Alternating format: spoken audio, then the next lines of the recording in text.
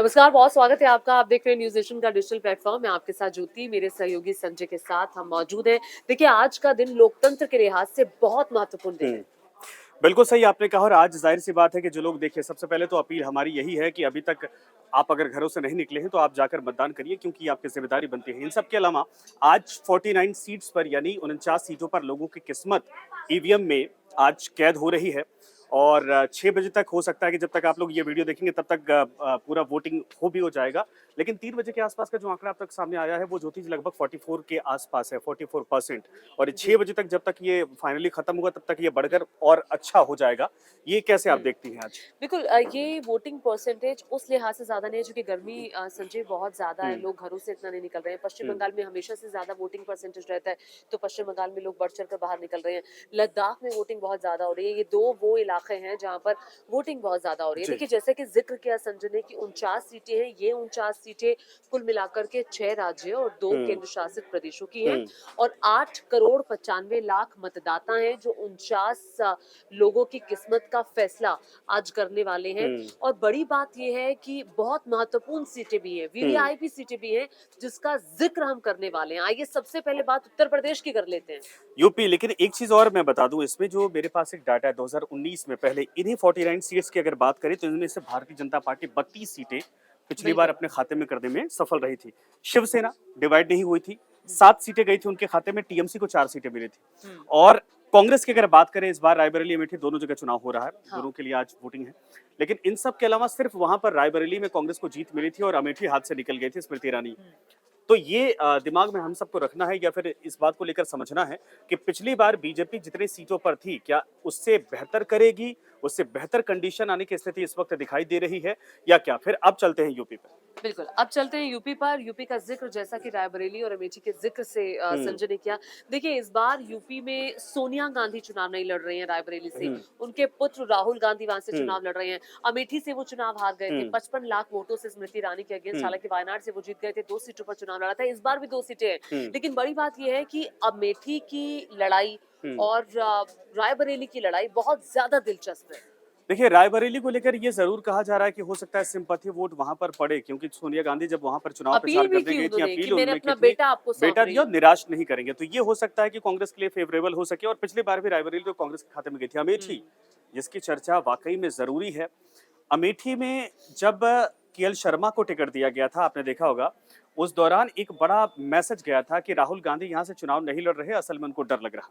हुँ। लेकिन राहुल गांधी ने बाद में अभी कल-परसों चुनाव प्रचार के दौरान कहा कि मैं अमेठी का हूँ, रहूँगा और ऐसा नहीं कि मैं यहाँ से चला गया हूँ, अमेठी मेरी है और मैं अमेठी का हूँ। तो ये एक संकेत और नहीं, संदेश उन्होंने वहाँ ये पर भी देने कहा की कि कोशिश देखिए की थी। अमेठी के लोगों को ये जो आप कह रहे हैं उसको हुँ, मैं आगे बढ़ा रही हूँ।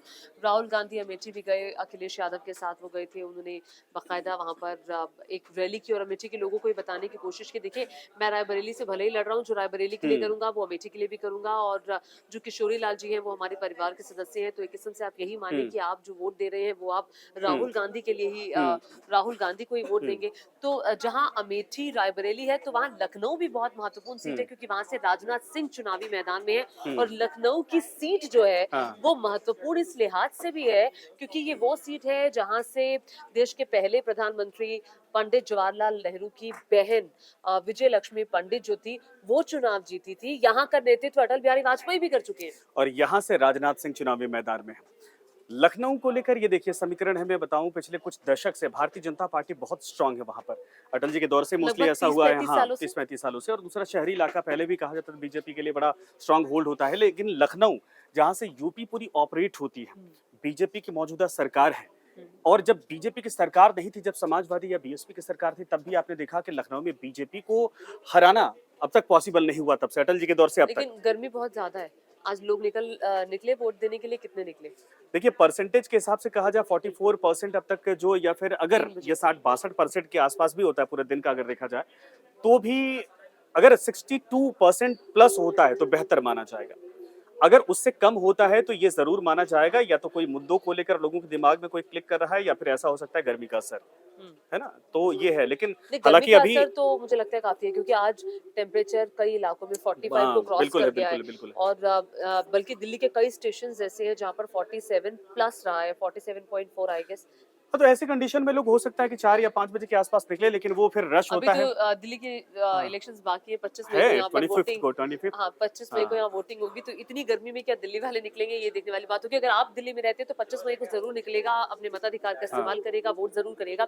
एक चीज और है, कैसरगंज की एक सीट है जो बहुत महत्वपूर्ण है। ब्रजभूषण शरण सिंह को टिकट नहीं मिला, उनके बेटे को जरूर मौका मिला। देखिए, ब्रजभूषण शरण सिंह वो एक ऐसा नाम है जो उस पूरे बेल्ट में बहुत स्ट्रांग होल्ड माना जाता है। और ये जाहिर सी बात है कि ब्रजभूषण को टिकट मिले या ना मिले, लेकिन अगर परिवार में किसी को गया है तो वो उनकी सीट जीत तो हो मोस्टली गई, भारतीय जनता पार्टी के खाते और में वो उनकी सीट आनी जीत है। तो हो गई हाँ, कि बस टिकट मिल ये गया। है, अब उसको ऑन कैमरा उन्होंने बोल दिया एक इंटरव्यू में कि भाई हमारे नेता प्रधानमंत्री नरेंद्र मोदी हैं, योगी जी को लेकर थोड़ा वो हिचकते हुए हमेशा दिखाई दिए थे। हमेशा वो हमेशा तो नाराज वो रहते फैक्टर हैं। है, ऐसा ना हो कि कहीं असर करे, लेकिन हाँ मोस्टली ये वो भारतीय जनता पार्टी वैसे भी चल के मान के चल रही है कि वो हमारे खाते में आ रही। एक चीज और जिक्र करेंगे, आप स्टडी भी कर रहे थे लद्दाख को लेकर। बिल्कुल। लद्दाख में पिछले दिनों एक आंदोलन हुआ था, उसके बाद सोनम ही वांग। इलेक्शन। हाँ, जी। और दूसरा ये है कि महाराष्ट्र की 13 सीटों पर इस वक्त वोट चल रहा है। इन दोनों का समीकरण क्या कहता है? देखिए, लद्दाख के समीकरण की जहाँ तक बात है, ये लोगों पर डिपेंड करता है, क्योंकि 50-55 दिन हम्म, तक सोनम वांगचुक का हम्म, ये आंदोलन चला, और वो लगातार ये मांग कर रहे थे कि जो इंडस्ट्रीज लद्दाख में आ रही हम्म, हैं उसको रोका जाए, वहाँ की भूमि जो है उसको सुरक्षित रखा जाए। और वो लगातार उनका ये कहना था कि हम इंडस्ट्री का विरोध नहीं कर रहे हैं, हम्म, क्योंकि अब लद्दाख का जो कोर है, जो वहाँ हम्म, की संस्कृति है, उससे वो मिट जाएगी। वहाँ छोटे छोटे चरवाहे हैं जो बाहर की बिल्कुल। तरफ जाते हैं, उनका काम धंधा ठप पड़ जाएगा। तो लद्दाख के लोग बहुत ज्यादा संख्या में बाहर निकल रहे हैं, वोट हम्म, कर रहे हैं।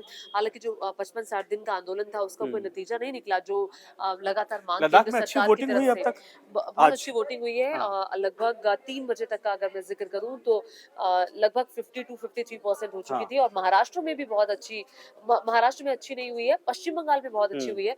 और पश्चिम बंगाल के हुगली से तो छिटपुट घटनाएं भी लगातार सामने आ रही थी कि वहां पर एक लॉकेट चटर्जी, हम्म। जो कि बीजेपी की बड़ी नेता है, प्रोमिनेंट उनकी तरफ नेता है, से हाँ। आरोप लगाया गया कि टीएमसी चुनावों में धांधली कर रही है। ये धांधली का आरोप जब जब वहां पे जो जो फेज हुआ है वहां पर लगाया गया। हम्म। अ, पश्चिम बंगाल को लेकर देखिए, अगर पॉलिटिकल और बात जहां तक करें तो आपने। मुझे लगता है कि हर चुनाव में ये चीजें थोड़ी थोड़ी आती हैं।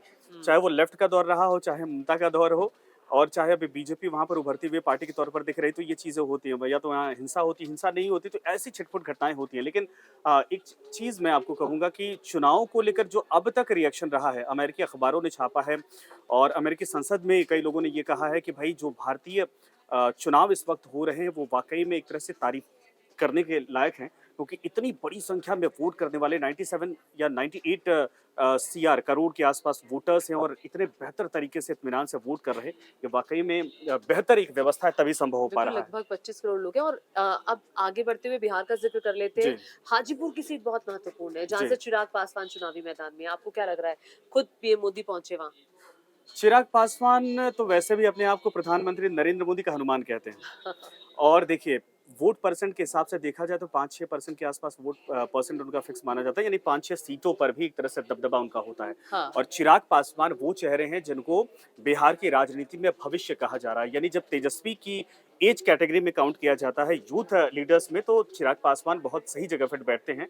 तो चिराग पासवान के लिए हो सकता है यहाँ बेहतर संकेत हो, क्योंकि एक तो पिताजी क्योंकि की विरासत पीएम है, पीएम ने कहा जब चिराग पिताजी पासवान की के लिए। विरासत है और हाँ। प्रधानमंत्री का हाथ है। हाँ, और पीएम ने हाँ, कहा वहां जाके लोगों से अपील करते हुए कि जो वोट आप चिराग को देंगे तो ये समझिएगा, ये वोट सीधे आप मुझे देंगे। हाँ। तो बिहार में एक और सीट है, लालू जी की बेटी भी चुनाव लड़ रही है, वो सीट बहुत दिलचस्प सारण है, की। सारण। वहाँ राजीव प्रताप रूडी, पूर्व केंद्रीय मंत्री। हाँ।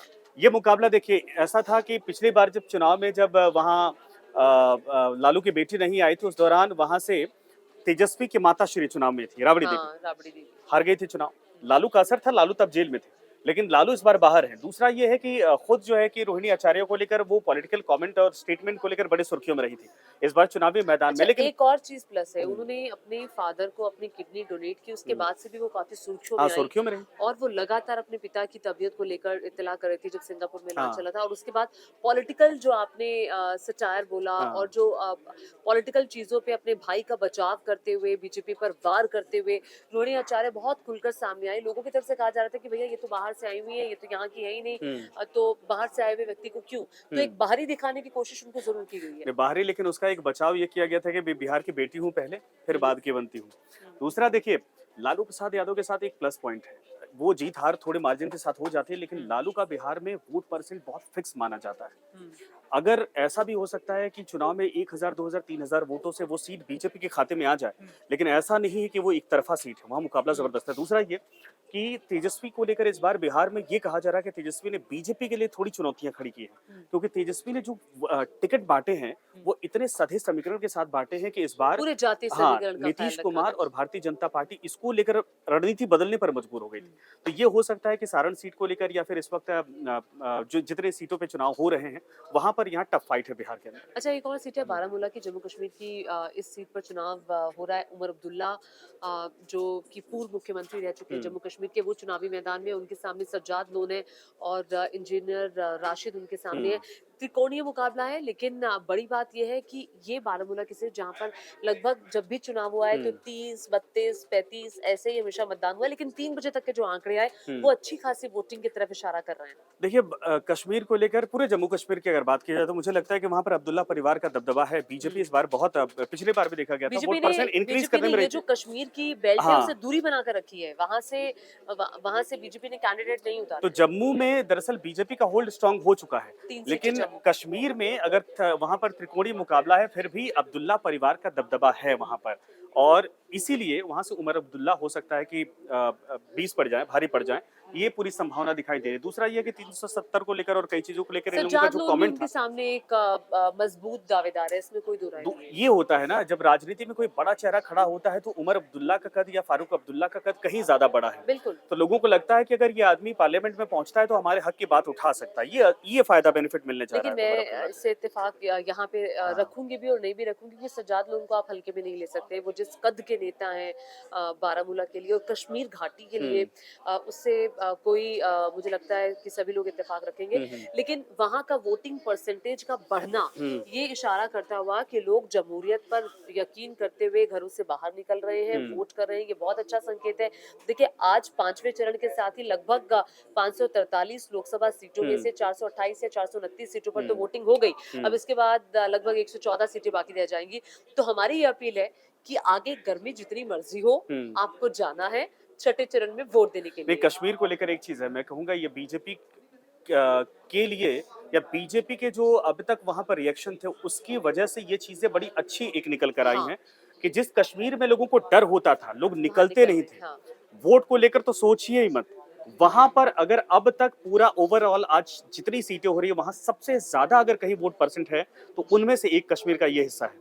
तो ये एक अच्छा संकेत है कि लोग घरों से सच में निकल रहे हाँ। और वो आने वाले वक्त में यहाँ की स्थिति को बदलने के लिए बहुत जरूरी भी था। और एक अच्छा संकेत ये भी है कि महाराष्ट्र में जो कि बॉलीवुड नगरी कही जाती है, वहां पर बड़े बड़े सितारे भी घर से बाहर निकले बिल्कुल। वोट देने के लिए। एक किस्म से खुद हमने देखा, अनिल कपूर गए, दीपिका पादुकोण अपने पति रणवीर सिंह के साथ गई, अक्षय कुमार को हमने देखा, आपने भी देखा होगा, शबाना आजमी अपने पति के साथ गई, फराह अपने हस्बैंड के साथ पहुंची वोट देने के लिए। तो सब लोग बाहर निकल रहे हैं वोट देने के लिए। सेलिब्रिटीज जो अपने कार्यक्रम शायद रद्द करके, वैसे भी आज छुट्टी का दिन था, मुझे लगता है शूटिंग वूटिंग मुंबई में होंगी नहीं, आज सब लोग घरों में होंगे। तो अब 2 फेज जो बाकी बचे हैं, अगर आपके इलाके में भी वोटिंग नहीं बिल्कुल। हुई है, इन 2 फेज में हो रही है, तो क्या करना है? जाके वोट करना है सीधे। यहाँ आपको इंक लगवानी है, स्याही लगवानी है और जाहिर सी बात है ये आपका अच्छा, ये धर्म जो और फर्ज स्याही दोनों बनता है। मेरी चूंकि अब मिटने वाली है, क्योंकि नोएडा में बहुत पहले चुनाव हुए थे, तो ये जो स्याही है ना, ये बहुत बड़ी ताकत होती है और इस ताकत को आप अपनी मजबूती समझिए और फिर आप शिकायत करने का हक भी नहीं रखेंगे अगर आप वोट नहीं करेंगे। तो वोट डालने जरूर जाना है, 2 फेज बाकी बचे हैं। बिल्कुल, आज तो जाहिर सी बात है वोट चल रहे हैं, लेकिन 2 फेज जो हैं वो भी बेहद प्रोमिनेंट जगहों पर स्टेट में है और ऐसे में जाहिर सी बात है कि हम सब की तरफ से ये अपील है कि इस योगदान में आप पीछे ना रहें, क्योंकि ये आपके देश में आपके सवालों का राइट आपको देता है। Thank you so much.